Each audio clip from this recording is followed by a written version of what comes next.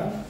우리가 성령으로 믿음을 따라 그의 성함을 기다리오니 그리스도 예수 안에서는 할례나 무할례나 그런 게 없으되 하나님으로서 역사하는 믿음뿐이라.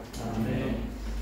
바울은 갈라디아 성도들에게 행위가 아닌 믿음으로 구원을 받는다는 이야기를 계속 강조하고 있습니다. 그래서 자꾸만 유대인들이 와서 믿음이 아닌 할례를 이야기하기 때문에 바울은 그들이 얘기하는 율법을 통해서 왜 그것이 잘못되었는지를 이야기를 합니다.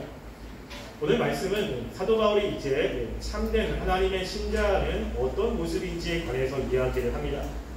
그래서 지금 오늘 말씀에 보면 5절에 우리가 라고 되어 있습니다. 원어에는 그러므로 왜냐하면 우리는 이라고 되어 있어서 여기서 강조하고 있는 것은 우리라고 하는 사람들입니다. 즉 사도 바울과 사도 바울의 전한 그 복음을 믿는 그 우리는 이제 너희들과 다르다라고 하는 거죠. 그래서 너희라고 하는 그 사람은 2절에 나와 있습니다. 2절에 보면 너희가 만일 할례를 받으면 그리스도에게 아무 유익이 없으리라 라고 이야기하는 너희, 그리고 4절에 보면 그 중간에 너희는 그리스도에게서 끊어지고 은혜에서 떨어진 자로다 라고 하는 너희와 우리가 대조를 이루고 있습니다. 그래서 믿음이 아닌 율법을 지켜야 한다라고 주장하고 있는 그 너희들은 그리스도에게서 떠나 있고 그리고 하나님의 율법을 다 지켜야 되는 사람들인데 그에 반해서 우리는 그들과 다르다고 이야기를 하고 있는 거죠. 그래서 진짜 이 우리는 사도 바울과 사도 바울이 전한 그 복음을 믿는 진짜 하나님의 백성들에 관해서 이야기합니다. 즉 이렇게 하나님의 백성들은 그러면 어떤 모습인지를 이야기를 하고 있는 겁니다. 여기서 사도 바울이 굉장히 중요하게 여기고 있는 것은 바로 믿음이라고 하는 겁니다. 5절에도 우리가 성령으로 믿음을 따라 라고 이야기를 하고 있고요. 6절에도 보면 마지막에 사랑으로 역사하는 믿음뿐이다 라고 이야기하면서 이 사도 바울과 같이 하나님의 진짜 백성들은 이 믿음이 굉장히 중요함을 이야기를 합니다. 근데 이 믿음이 사도 바울이 이야기하는 그 믿음은 바로 성령님에 의해서 주어지는 믿음이라는 거예요. 그냥 우리가 어떤 것을 자신 스스로 확신하는 것이 아니라 정말 성령님이 찾아오셔서 성령님이 예수님의 그 말씀 가운데 역사하셔서 사람들의 마음 가운데 분명하고 확신하게 하시는 믿음을 이야기를 합니다. 그래서 이거는 유대인들이 이야기하는 육체적인 구원, 즉 자신들이 노력해서 얻는다라고 하는 것과는 대조적인 것이고 인간의 노력이 아니라 성령님의 역사가 있어야 됨을 강조하고 있습니다. 우리가 이것은 예수님이 하신 말씀과 일맥상통합니다. 우리가 요한복음 3장에 보면 니고데모가 나오죠. 니고데모는 그 바리새인으로서 율법 교사입니다. 하나님의 말씀을 많이 알고 있는 사람이죠. 니고데모가 밤에 예수님을 찾아옵니다. 니고데모가 봤을 때 예수님은 무엇인가 다른 사람과 다른 거예요. 예수님의 그런 행적을 보며 하나님이 함께하지 않으면 절대 그러한 일을 할 수가 없다는 것을 깨달은 겁니다. 그래서 무엇인가 니고데모가 예수님께 와서 이야기를 듣고 싶은 거죠. 근데 예수님이 딱 보자마자 뭐라고 이야기합니까? 네가 거듭나야겠다라고 이야기를 하는 거예요. 그러면서 거듭나지 않으면 하나님의 나라를 볼 수 없다라고 이야기하면서 그 거듭남이 무엇인지를 요한복음 3장 5절부터 8절에 이야기를 합니다. 자, 요한복음 한번 찾아볼까요? 요한복음 3장 5절부터 8절까지입니다.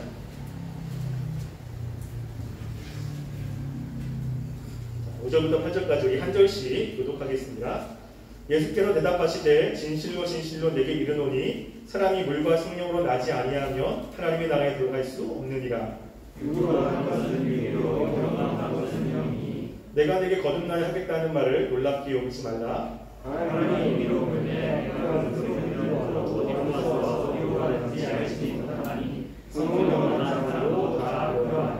아멘. 여기 보면 이 니고데모가 거듭남에 대해서 이해를 못합니다. 그래서 예수님께서 이 거듭남이 어떻게 되어지는지를 이야기를 하는 거예요. 사람이 물과 성령으로 나지 아니하면 하나님의 나라에 들어갈 수가 없다.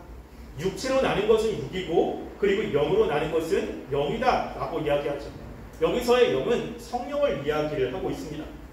근데 성령이 과연 어떤 존재냐? 라고 했을 때 8절에 보면요. 바람이 임의로 불 때 내가 그 소리는 들어도 어디서 와서 어디로 가는지 알지 못한다. 바람이라고 하는 것은 눈에 보이지 않지 않습니까? 성령도 눈에 보이지 않는다는 거예요. 성령도 이렇게 눈으로 확인할 수 있는 가시적인 어떤 형태가 없습니다. 바람처럼. 근데 뭐가 있냐면 우리가 바람은 눈에 보이지 않지만 바람이 불 때 현상이 있죠. 성령도 똑같다는 겁니다. 성령도 눈에 보이지 않지만 성령이 일반 사람들에게는 성령님에 의한 어떠한 삶의 변화, 이런 현상이 있음을 이야기를 합니다. 그래서 성령을 난 사람도 똑같이 이런 모습이 있다라고 예수님이 이야기하죠. 즉 성령님이 임한 사람들에게 나타나는 모습은 바로 믿음이라고 하는 겁니다. 믿음은 내가 스스로 믿으려고 노력해서 되는 문제는 아닙니다. 아무리 믿으려고 노력하고 애를 써도 성령님이 역사하지 않으면 그 믿음이 생기지 않는다라고 하는 거예요. 그래서 사도 바울은 이렇게 하나님의 백성에게 정말로 중요한 것이 바로 성령으로 말미암은 믿음이라는 것을 강조를 합니다. 그러면서 또 이야기하는 것은 뭐냐면, 그러면 우리가 성령으로 말미암아 믿은 사람들에게는 어떠한 특성이 있느냐라고 하는 거예요. 우리가 그냥 믿는다라고 이야기할 때 이 믿는다라고 하는 것은 지적으로 동의한다는 이야기는 아닙니다.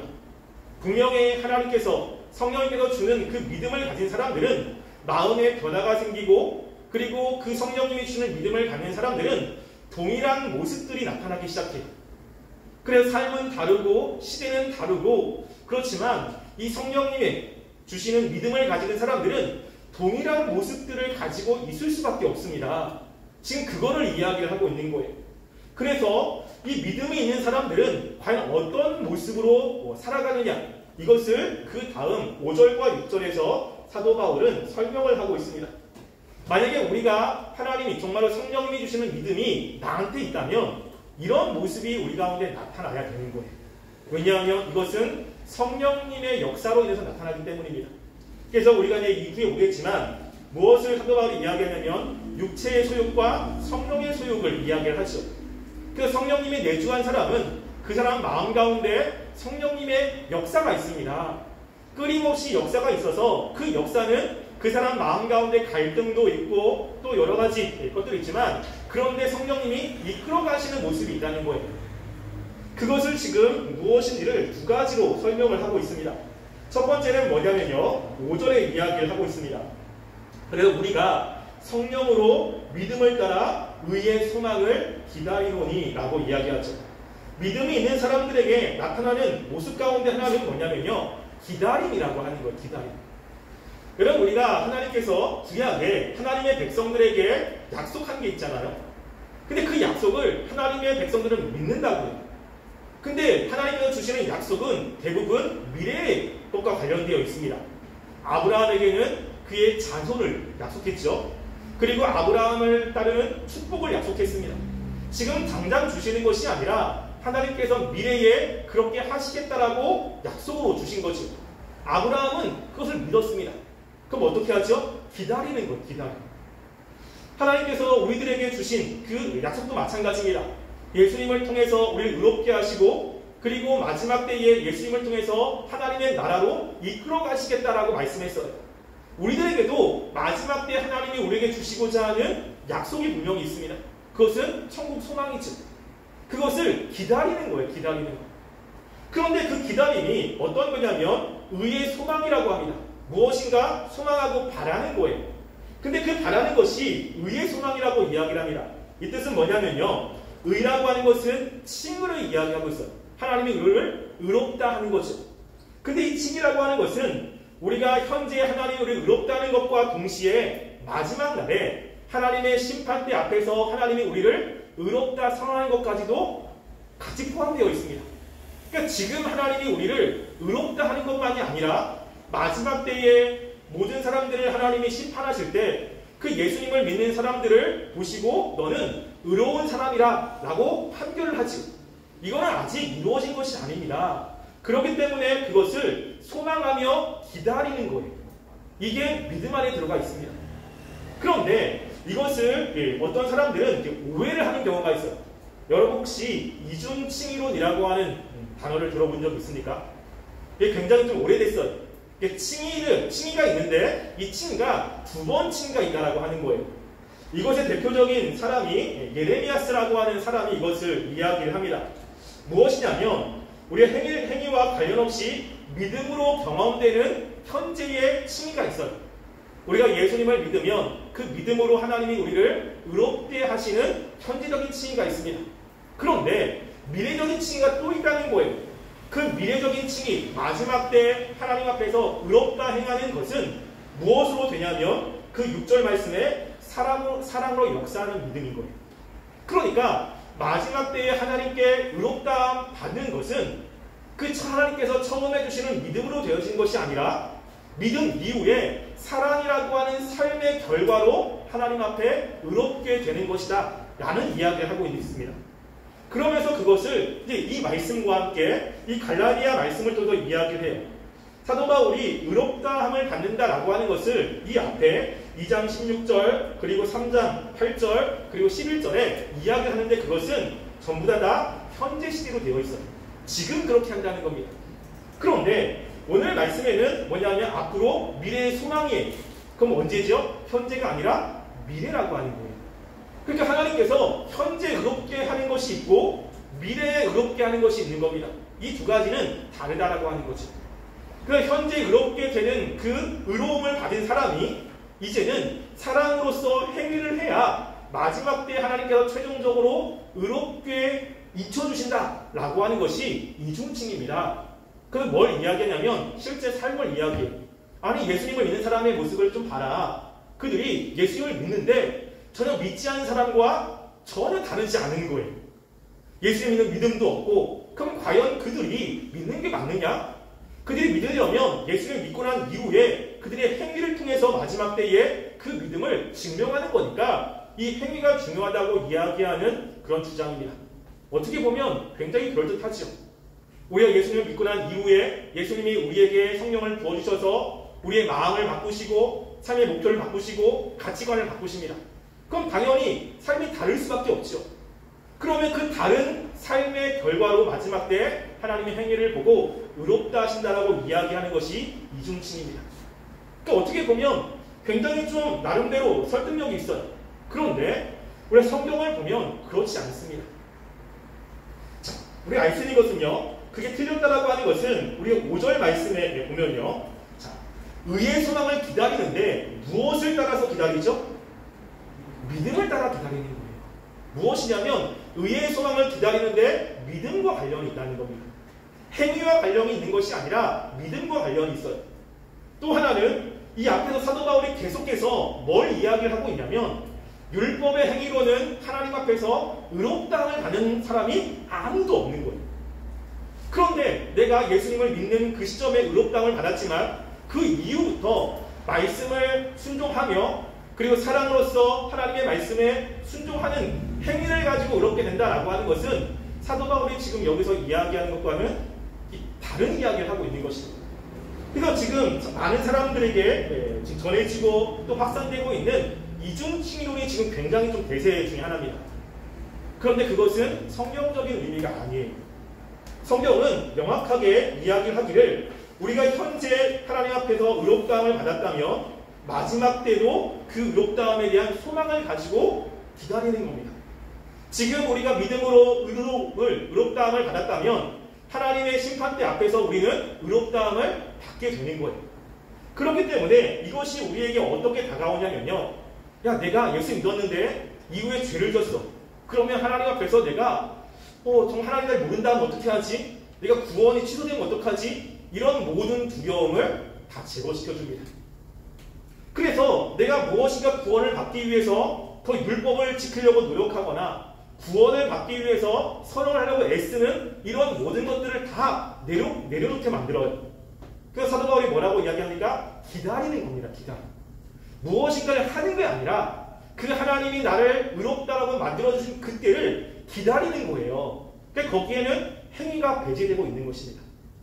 그래서 우리가 예수님을 믿을 때 그 믿은 사람들의 마음 가운데 구원의 확신과 그리고 죽어도 천국에 간다라고 하는 확신을 갖게 되는 것이 바로 이것 때문에 그렇습니다. 예수님께서 우리의 모든 죄를 다 가지고 죽으셨기 때문에 우리의 공로가 아니라 철저히 예수 그리스도의 공로로 우리가 의롭게 되는 거예요. 그리고 그 믿음으로 하나님은 우리를 의롭다라고 선언해 주시는 것입니다. 지금만이 아니라 마지막 죽어서도 그렇게 된다는 거죠. 이것을 사도 바울이 로마서에서 똑같은 이야기를 합니다. 자, 로마서 말씀만 볼까요? 로마서 9장 23절부터 25절 말씀. 이 말씀을 사도 바울이 여기서 똑같이 이야기를 합니다. 자, 로마서 9장 23절부터 우리 25절까지 말씀을 9장의 8장입니다. 로마서 8장 23절부터 25절입니다. 함께 읽어보겠습니다. 읽겠습니다. 시작. 그뿐 아니라 또한 우리 곧 성령의 처음 익은 열매를 받은 우리까지도 서로 간직하여 그날의 것 곧 우리 몸의 속량을 기다립니다. 우리가 소망으로 구원을 얻었음에 보이는 소망이 아니니 모든 것을 누가 바라리요. 만약 우리가 보지 못하는 것을 바라면 참으로 기다릴지니라. 아멘. 여기 보면 18절부터 22절까지는 인간을 제외한 피조물들이 마지막에 하나님께서 구속하실 날을 기다린다는 이야기를 하고 있고요. 그런데 하나님의 백성인 사람들도 기다리는 거예요. 우리 곧 성령의 처음 익은 열매를 받은 우리, 무엇이냐면 성령님이 내주한 사람들을 이야기하고 있습니다. 속으로 탄식하며 마지막에 있을 몸의 속량을 기다려요. 그러니까 마지막에 하나님께서 우리의 영혼만이 아니라 육체도 구원하실 것을 기다리는 사람들이라는 겁니다. 근데 그 우리가 소망으로 구원을 얻었음에 보이는 소망이 아니요 보는 것을 누가 바라려. 이게 보이지 않는다는 거예요. 그 예수님께서 마지막 때 우리의 몸을 구원하실 것이 지금 보이지 않아요. 왜? 믿음으로 주어졌고 믿음으로 그것을 보는 것이죠. 그러니까 보이지 아니하는 것은 그냥 바람으로 끝까지 기다리는 사람들이라는 것을 이야기를 합니다. 지금 이 이야기와 갈라디아서 이야기하는 이야기가 같은 맥락이에요. 하나님께서 우리들에게 마지막에 육체의 부활 그리고 육체의 구원도 말씀했는데 이게 지금 보이지 않아. 왜? 우리가 육체가 자꾸만 썩어져 가고 있고 우리의 육체가 후퇴해 가고 있기 때문에 과연 우리의 육체가 마지막에 그 속량될 것인가? 이런 생각도 가질 수 있죠. 그런데 성령님께서 우리 마음 가운데 오셨기 때문에 하나님이 약속하신 그 약속이 반드시 이루어지니 그것을 바라보며 기다리는 사람들이 신자들이라고 하는 이야기를 하고 있는 것입니다. 제가 오늘 중등부 아이들에게 이런 이야기를 했습니다. 우리가 예수님을 믿었어요. 믿고 난 이후에 큰 죄를 졌습니다. 살인죄나 아니면 다른 사람을 또 훔쳤습니다. 근데 훔치고 나서 우리가 회개하지 못하고 죽었어요. 그러면 구원을 받습니까? 구원을 못 받습니까? 여러분 어떻습니까? 살인죄를 지고 내가 회개도 못하고 죽었어요. 그러면 난 천국에 갑니까? 지옥에 갑니까? 대답 좀 해주세요. 도와보지 말고. 어떻습니까? 중등부 아이들이 상당히 고민을 하는 거예요. 이게 왜 고민을 하죠? 이 예수님이 주신 이 복음에 대한 명확한 믿음, 명확한 이해가 부족한 거예요. 우리가 구원을 위해서 우리가 할 수 있는 것은 아무것도 없습니다. 예수님을 믿는 것밖에 없는 거예요. 예수님을 믿는 것 안에 모든 것이 포함되어 있습니다. 예수님 믿고 난 이후에 행하는 모든 행위가 구원과는 상관이 없어요. 그거는 우리 하나님의 백성으로서의 삶과 관련되어 있는 것이지 구원이라고 하는 것은 믿음과 관련되어 있어요. 왜냐하면 구원이 의로운 사람만 들어가잖아요. 천국에. 의로운 사람은 죄가 없는 사람이에요. 그럼 죄가 없는 사람만 구원을 받는다고 했을 때 그 의로움을 행위를 통해서 얻는다면 누구도 구원을 받을 수 없습니다. 그러니까 하나님께서 행위가 아니라 예수님을 믿는 믿음으로 천국에 보내주시는 거예요. 우리가 예수님을 믿는 믿음이 있다면 내가 예수를 믿고 난 이후에 죄를 져도 마지막에 천국에 들어갈 확신은 내 공로가 아니라 예수님을 믿는 믿음 때문에 들어가는 겁니다. 이게 우리에게 은혜고 하나님이 주시는 놀라운 구원의 축복이라는 겁니다. 지금 그 얘기를 하고 있는 거예요. 자꾸만 다른 사람들은 말씀을 지켜야 하나님의 백성이 되고 말씀을 지켜야 천국에 가고 하나님의 율법을 지켜야 한다고 이야기하지만 야 율법을 지키는 게 한두 개 지키는 게 아니라 그 율법을 100% 지켜야 천국에 들어가는데 인간은 절대 그럴 수 없어. 우리가 예수님을 믿어야 그 하나님이 마지막에 주시는 그 천국에 들어갈 수 있다는 것을 첫 번째 이야기를 하는 것입니다. 그러면 우리가 마음대로 살아도 되지 않느냐라고 하는 생각을 갖게 되죠. 우리가 예수님을 믿는 그 믿음 하나로 천국에 들어간다면 예수를 믿고 난 이후에 우리는 내 마음대로 그리고 죄를 져도 어차피 천국에 들어가는 것과 상관없으니까 내가 하고 싶은 대로 다 살 수 있지 않느냐라고 하는 질문을 하게 됩니다. 그거에 대한 대답이 6절이에요. 6절. 그래서 그거에 대한 대답이 사도 바울이 뭐라고 이야기를 하냐면요. 6절 말씀에서 이렇게 이야기합니다. 갈라디아서 5장 6절.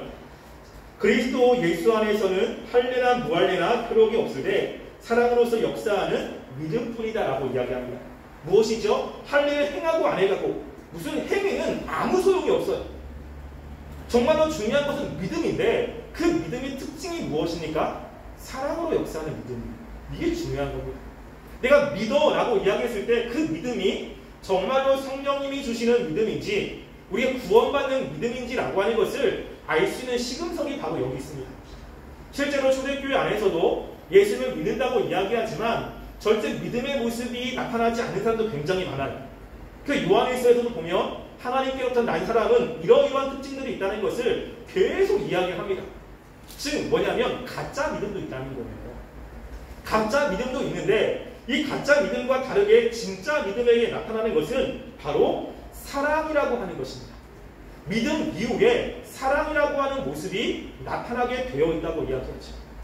여러분과 구속받은 하나님의 백성들은 그 분명한 삶의 목적은 하나님이 기뻐하시는 삶을 살고자 하는 마음이 있지요.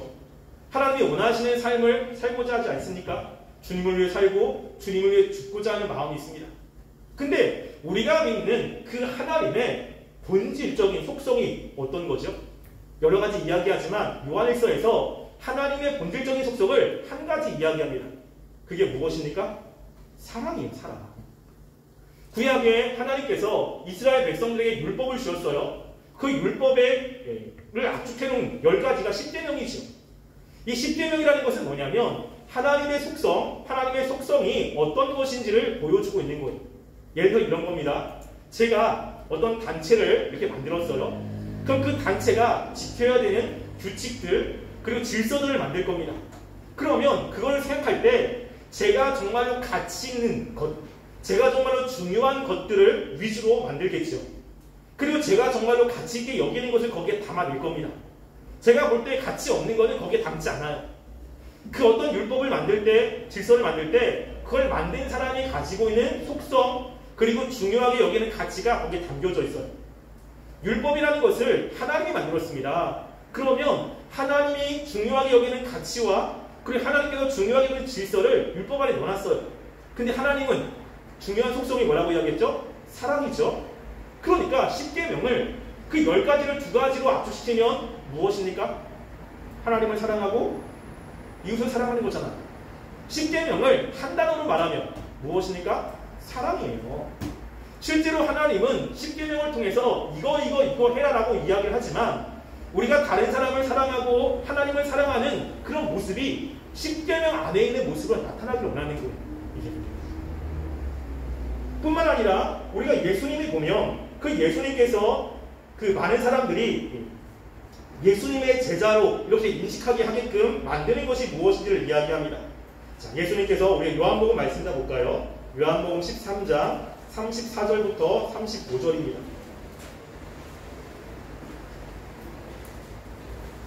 요한복음 13장 34절부터 35절 말씀 보겠습니다. 요한복음 13장 34절 35절 말씀 우리가 아주 잘 알고 있는 말씀입니다. 함께 읽어보겠습니다. 시작. 새 계명을 너희에게 주노니 서로 사랑하라. 내가 너희를 사랑한 것 같이 너희도 서로 사랑하라. 너희가 서로 사랑하면 이로써 모든 사람이 너희가 내 제자일 줄 압니다. 여기 보면 예수님이 말씀하죠. 새 계명을 너희에게 주겠다. 예수님께서 어떤 계명을 주는데 그 계명은 서로 사랑하라고 하는 거예요. 근데 이게 새 계명이 아니죠. 구약에 있는 계명도 사랑이라고 하는 겁니다. 그런데 예수님은 그것을 새 계명이라고 이야기해요. 여기서 얘기하는 새라고 하는 것은요. 어떤 새로운 것들을 창조해낸 것이 아닙니다. 이 새라고 하는 그 신학의 뜻은 뭐냐면 거듭남과 관련돼 있어요.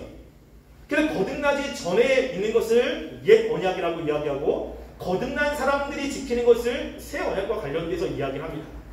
그래서 정말로 성령으로 거듭난 사람들에게 주시는 계명이에요. 그게 뭐냐면 사랑이라는 겁니다.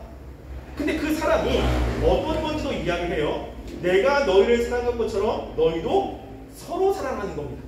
누구를? 교회 안에 있는 같은 신앙을 가진 사람들을 사랑하는 거예요.